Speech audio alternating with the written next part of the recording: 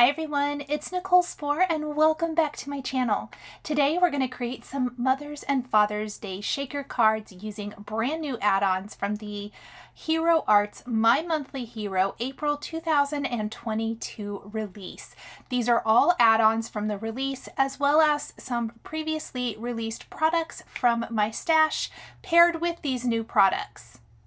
We're going to start with the Happy Mother's Day Fancy Window Die from Hero Arts.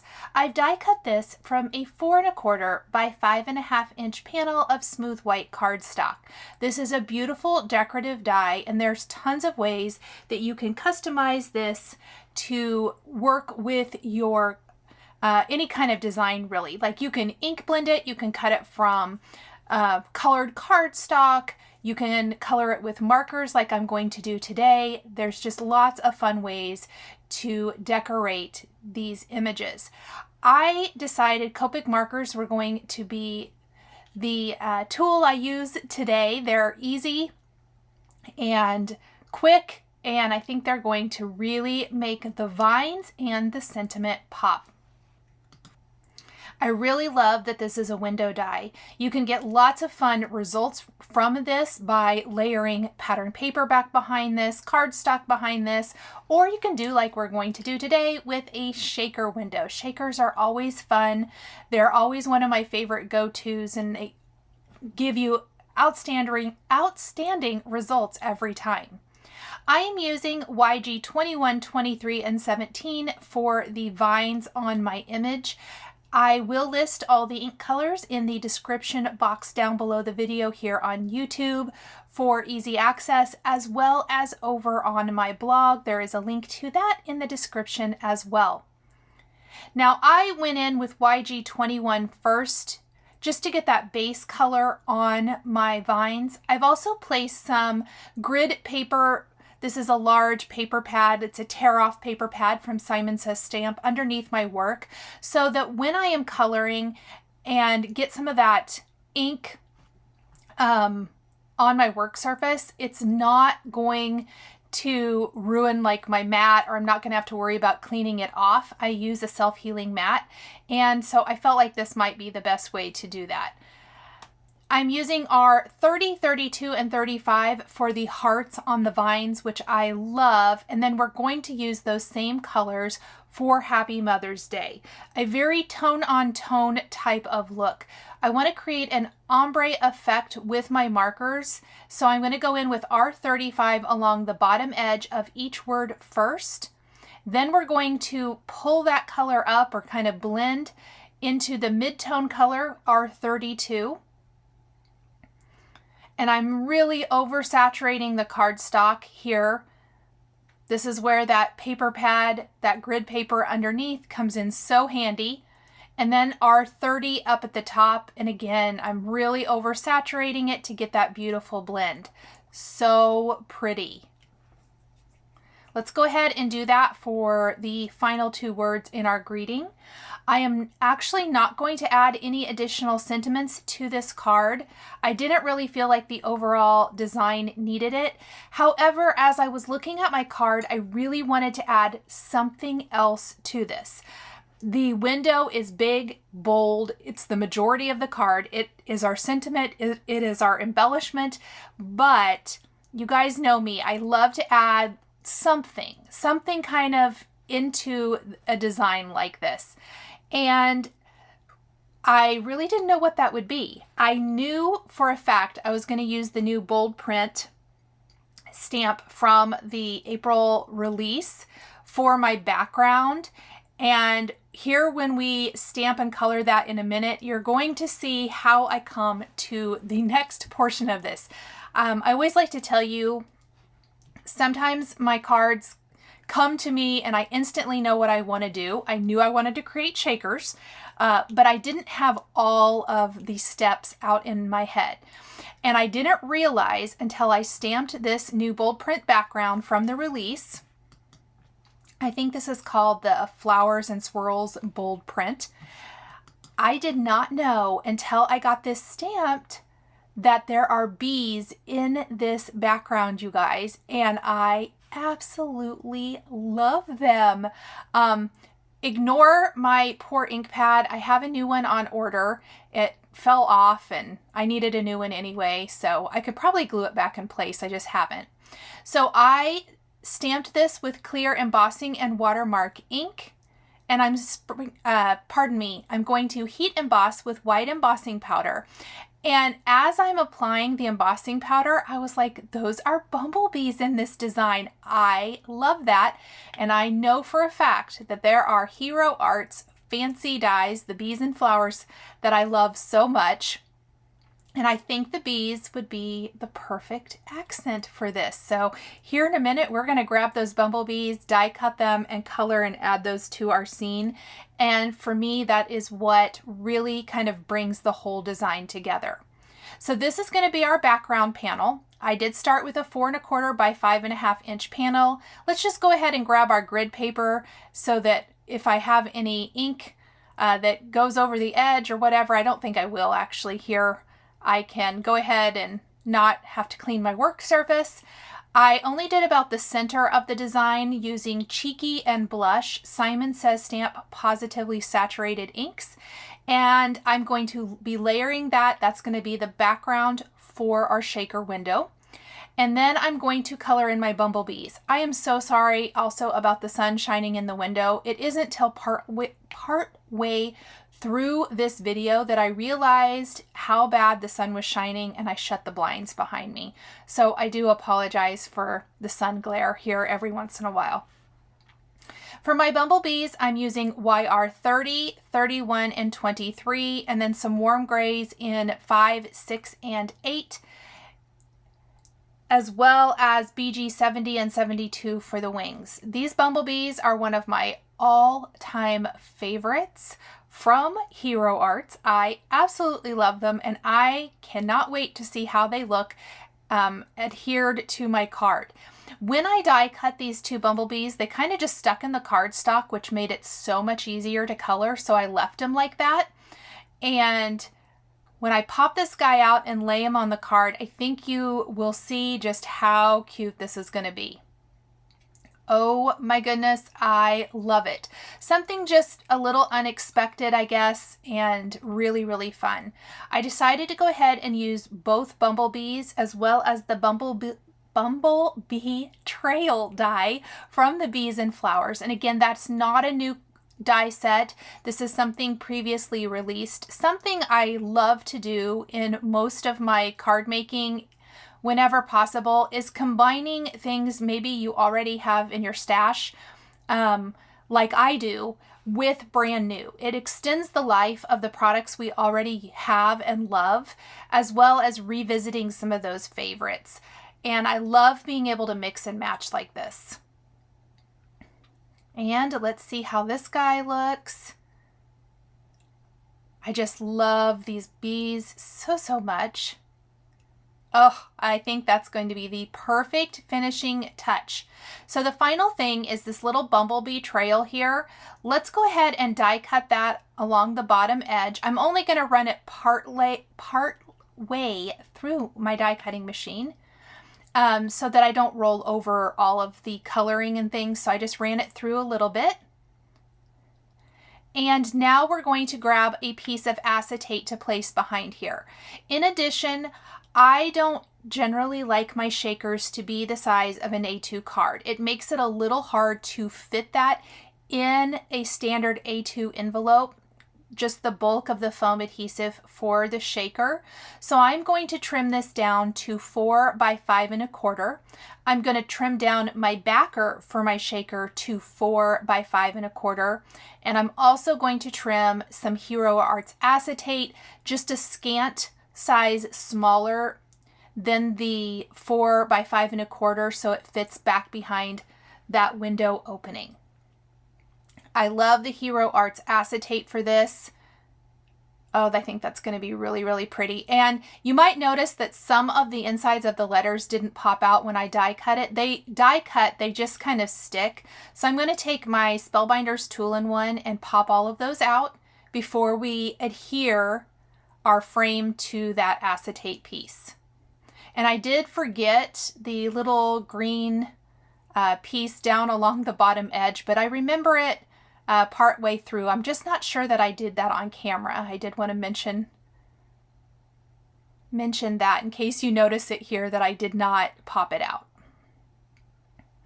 I would suggest putting a little glue on some of the letters since our adhesive is only going to be really around the perimeter of the design. So I would definitely put like maybe just some little dabs of liquid glue behind the letters so that they lay flush and flat to the acetate. I kind of forgot, so I had to be creative with adding a few little drops here and there. And then I placed some acrylic blocks on top to help hold that flat. I like to use 1/8 inch adhesive if I have a skinny border around my shaker. In this case, I do. On the long sides, there's not a ton of space there. So in addition to the double-sided adhesive being 1/8 inch, we're also going to use skinny foam adhesive so that it fits that edge and I don't have to trim it down. My other tip is I remove the short sides and then I pull the long sides part of the way off and back on themselves before I place a layer. This is not only for shakers but other projects as well that I have layers like this, and that allows you a little wiggle room. Then I'm going to go ahead and take some foam adhesive. This is Waffle Flower Crafts foam adhesive. I love these foam adhesive sheets. You get tons of strips and several different widths and lengths. I trim mine down anyway, but I like all the different options here. This is super, super sticky foam adhesive, which is good and can be bad, but mostly good because you don't want your project coming apart in this case. We want to make sure our foam adhesive is flush so that it encases our Sequin shaker confetti. I'm going to use some Hero Arts Champagne Sequin mix. And something I found, because this particular foam adhesive is so super sticky and can be kind of tricky to get off, I like to remove the backing paper first before filling with the shaker material. Normally I don't, because you have to be really careful not to get anything on the foam adhesive. But I have found if I try to take it off afterwards, the confetti or sequins pop out all over the place. Those are the bumblebees. I wanted to show that really quick. And then I'm going to place the backer right over that, flip it over, and look at that beautiful champagne sparkle. So it's kind of like some gold and white and iridescent type sequin mix, which I thought was really pretty here. We're going to pop up our bumblebees with foam adhesive squares. I'm using the Scrapbook Adhesives foam adhesive squares. If you've caught any of my videos in the past, you know how much I love my little foam adhesive anyway. And then there is a smudge on the top of my card. I think you can see it. It's a little brown smudge. And I actually took a white pen because I couldn't erase it off. I tried to erase it first, and I ended up taking a white pen and just dabbing it on there to kind of white out that little smudge. I'm not sure what that was. I love the bumblebee trail. I think it is the perfect little finishing touch for our bumblebees. I'm going to take that white pen that I used to fix the smudge and add some highlights to my letters, and that is going to finish the Mother's Day version of our Mother's and Father's Day shaker cards in our video today.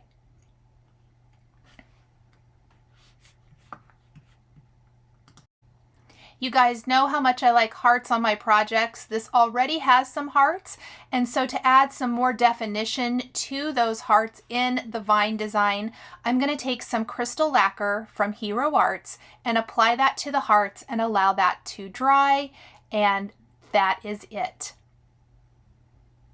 The perfect, pretty Mother's Day design. Next, we are going to be creating a Father's Day card. For this, I felt like the floral background was a little too girly, so I'm going to pick a different background from my stash for my Father's Day design, and that's going to be the Argyle bold print. And I'm also going to go ahead and create a shaker design, this time with the Happy Father's Day fancy cut. We're going to color in our greeting like we did before. This is a two-piece die, so we have the letters which spell Happy Father's Day, which they're all connected. And then we also have the outline, pardon me, which can be the shadow, or in this case is going to be the window of our shaker. I am definitely oversaturating my cardstock again to get a beautiful blend. I did try a green color combination first, which you kind of see on the screen, and I ended up not loving it at all. I just couldn't make it work. And so I decided to switch to blue, and the blue definitely spoke to me. So I'm glad I switched. The blue marker colors I'm using are listed and linked down below. After we have our blend, I am going to go ahead and take my darkest marker, and over the darkest part of each letter, I'm going to draw some like little lines to create some texture to our greeting, just to add a little additional added interest here. And it's much easier to color in any kind of die cut. You can see from the bumblebees to the greeting here, if it's still in the cardstock. So even if it pops out, if you can kind of place it back in, or even temporarily hold it in place with washi or post-it tape, it definitely helps. And I'm just drawing in like some little sketchy type lines. I know it looks really messy right now, but when I pop it out, I love the effect. I think it adds a lot to the greeting. So I'm going to gently pop that out. Let's get rid of all the little inside pieces. And fix any little areas that I don't think look very good. There were a couple of little spots I thought needed a little work, and there's our greeting. I'm going to go ahead and clean up my mess, and we're going to stamp our background. This is that ARGYLE bold print that I was talking about, and this time we're going to use Simon Says Stamp Positively Saturated inks in Cadette and Royal. I'm going to ink up part of the background with Cadette, part with Royal, and then we're going to stamp this. It gives you more of a two-tone result. You're going to see here, we're going to ink blend over the top though, but it does kind of help give a bit more of an ombre effect. I felt like this was a little too stark white for my tastes, and so we will be ink blending it, which gives the ARGYLE more of a subtle finished look. Let's go ahead and grab Cadette, and we're going to ink up our panel first with the Cadette. Now, just like before, I did start with a 4 1/4 by 5 1/2 inch panel, but I will be trimming it down to 4 by 5 1/4 so that it has that little bit of give, that little bit of leeway between the shaker and the envelope, and it's just going to fit in the envelope much better. I'm going to ink up the bottom part of the panel now with Royal, and I'm going to pull that color just a little bit further up and around the edges. There's a lot more contrast when the ink is still wet. As the ink dries and is absorbed into the cardstock, it is going to smooth out and fade just a little bit, but it's really the look I was going for. We want Happy Father's Day, and then the image we're using to be the stars of the show here. I'm going to die cut my window from my panel. I'm just going to move that outline die and my background over to my die cutting machine and die cut that really quick. And that's going to provide a shaker window for our design. Our greeting is actually going to sit on the acetate shaker window.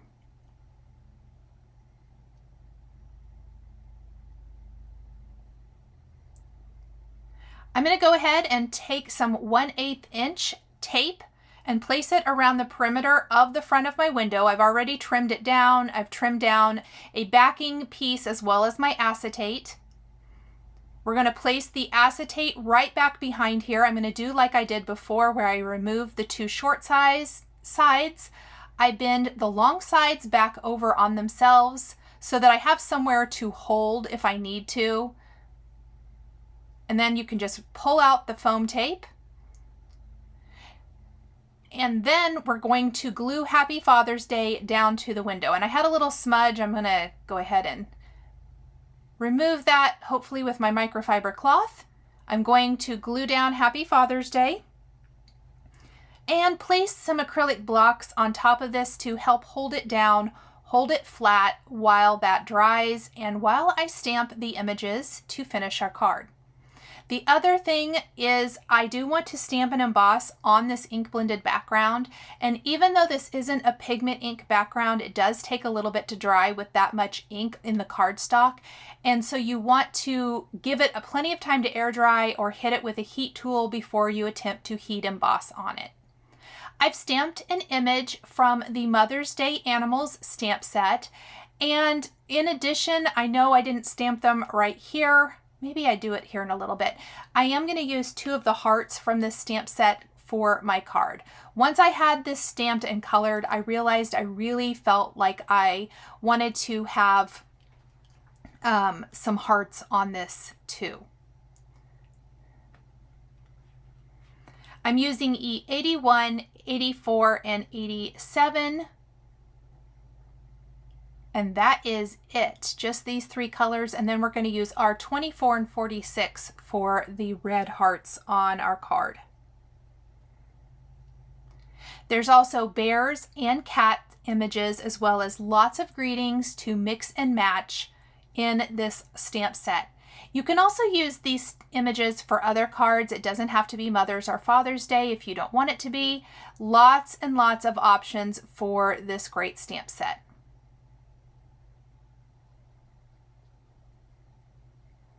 I color in with my lightest color first, add in the dark color, and then I go back with my lightest color and add in all of that, or ink blending and shading and all of that good stuff. And then once I have gone back and blended with the lightest color, whatever hasn't blended out well, the mid-tone color is going to help. I'm just going to pull more of that mid-tone color up and keep working the colors until I get the shading just how I like it. We'll color in the baby here next, or the little puppy. Again, start with the light color. I'm going to go a little bit more minimal here just to give the puppy a little bit lighter coloring. Same colors though. I didn't do anything different except add a little less of that darkest color.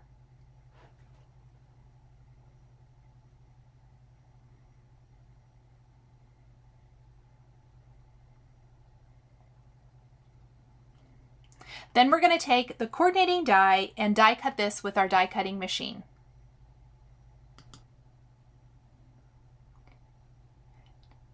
Let's go ahead and attach the dog to our card. I've left plenty of room at the bottom for the dogs, and then at the top we're going to add our additional sentiments. I'm going to put foam adhesive on the back of the dogs from the Mother's and Father's Animal stamp set. And it kind of helps frame up the Happy Father's Day sentiment here. I think the Argyle works really well for a masculine card, almost like a sweater, if you will. I thought it just was a great addition. I love how this looks. So here are our sentiments that we want to use. I did test my cardstock. It still wasn't quite ready. I ended up having to let it sit and dry for maybe about 30 or 40 minutes more. And then we're going to just go ahead and stamp and color in the hearts, die cut these.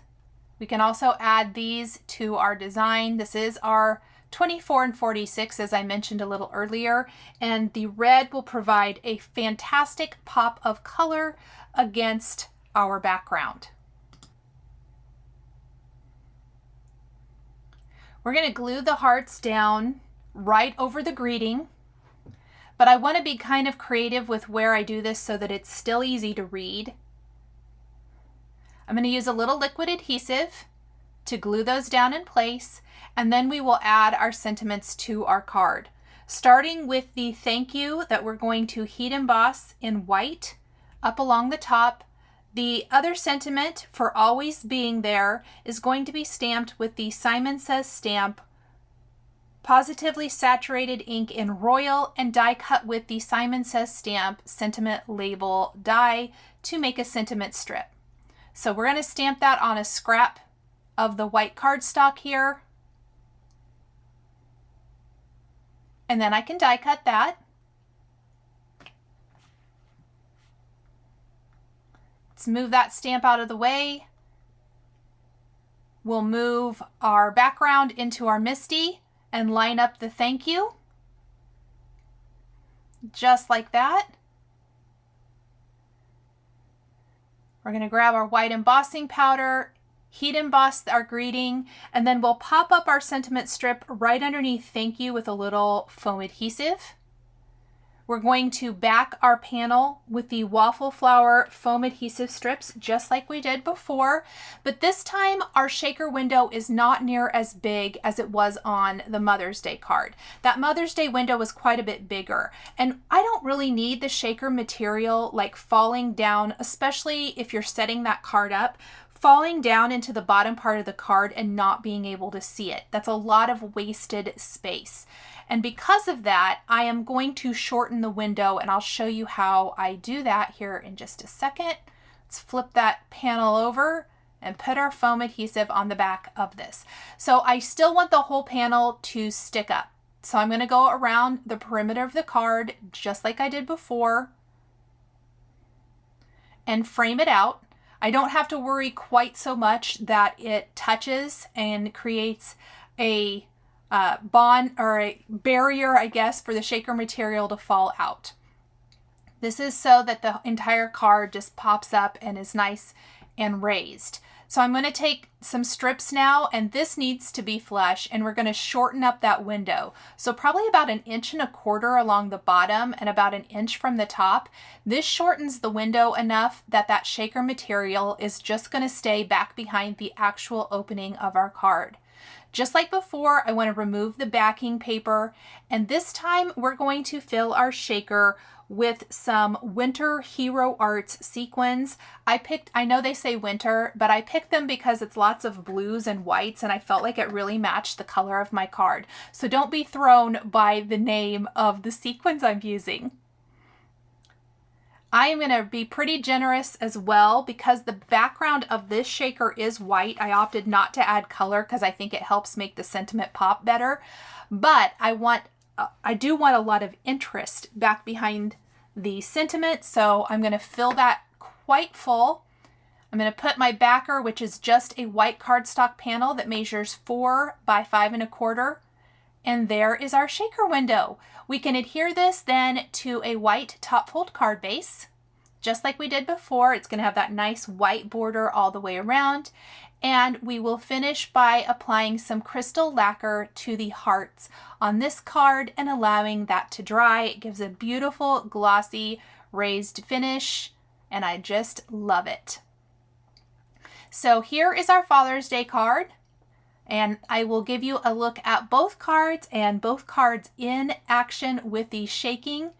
Shaker cards continue to be one of my very, very favorite ways to create an interactive card design. I don't see that ending anytime soon. They are delightful and easy to make. Thank you so much for joining me today for these Mother's and Father's Day shaker cards featuring My Monthly Hero April 2022 release products. The supplies I used are listed and linked below the video here on YouTube.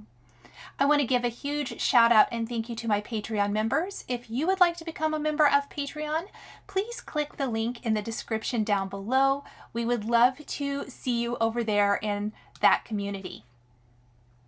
If you enjoyed this video, please subscribe to my channel, hit that like button, and don't forget to click the notification bell to always be notified when I have a new card making video. Thank you so much for joining me today, and we'll see you next time.